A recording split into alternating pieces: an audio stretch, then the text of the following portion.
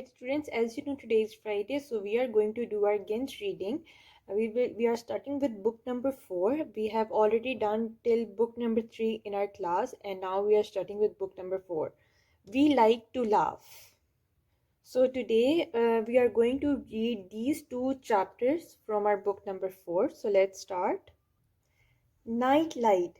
Mrs. Goody was a little old woman who lived in a little white house. She had 3 pets, a cat, a dog, and a bird. When Mrs. Goody went to sleep, her 3 pets went to sleep. When Mrs. Goody got up, the dog and the cat and the bird got up too. It was a hot night and Mrs. Goody couldn't sleep. Some cool water would be good, she thought. Mrs. Goody got up and put on the light. The bird saw the light. "It's morning," he sang. "It is not morning," said Mrs. Goody. "Go back to sleep." But the bird sang and sang. The cat woke up. "Good morning," he said in a sleepy way. The dog woke up and thought it was morning too. So all the pets of Mrs. Goody thought that it was morning. "No, no," said Mrs. Goody. "It's not morning. Go back to sleep, all 3 of you." But the pets would not go back to sleep.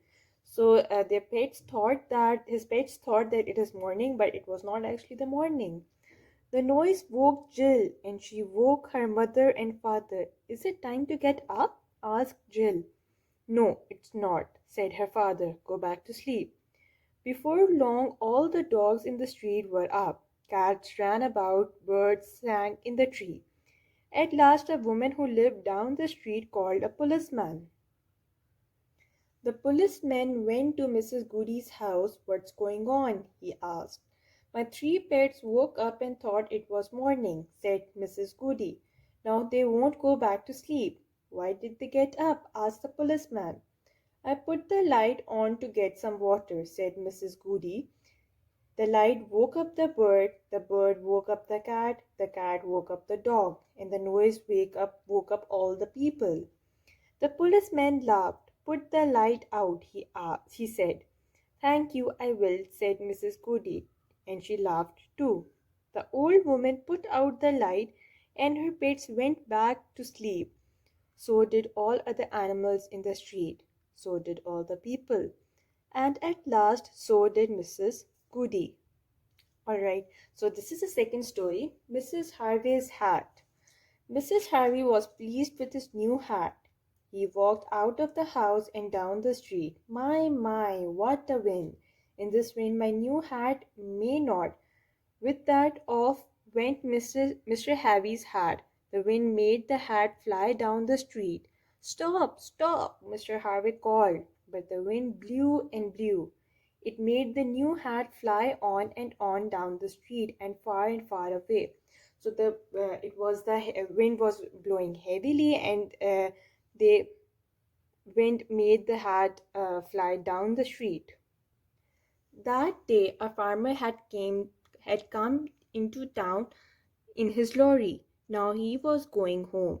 As the lorry came to a red slide, Mr. Harvey's hat came flying down. The new hat blew right into the farmer's lorry.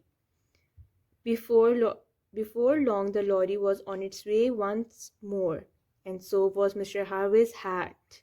The lorry went away from the building of the town. It went far out into the country. At last the lorry came to a farm. It stopped in a shed. The big black crow looked down from the top of the shed, as you can also see in this diagram. It could see the top of Mr. Harvey's hat in the back of the lorry. "A hat," thought the crow. "I know something I can do with that."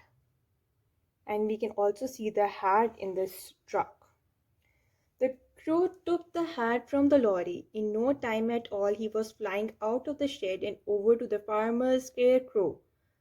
He put the hat on the scarecrow's head. "Now I will know the farmer from the scarecrow," and the crow, said the crow. He laughed as he thought of the trick he had played.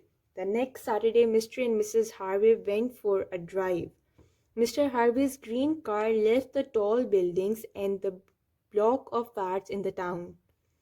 Soon Mr. and Mrs. Harvey were far out in the country. Look over there, said Mrs. Harvey. Look at that funny scarecrow in the farmer's garden. He has a hat like yours. Mr. Harvey stopped the car. He looked at the hat on the scarecrow. That looks just like, but it couldn't be. How could my new hat get out here? Then, without waiting for an answer, Mr. Harvey smiled. It couldn't be my hat, he said. Let's go on. It's a nice day for a drive in the country. So that's it.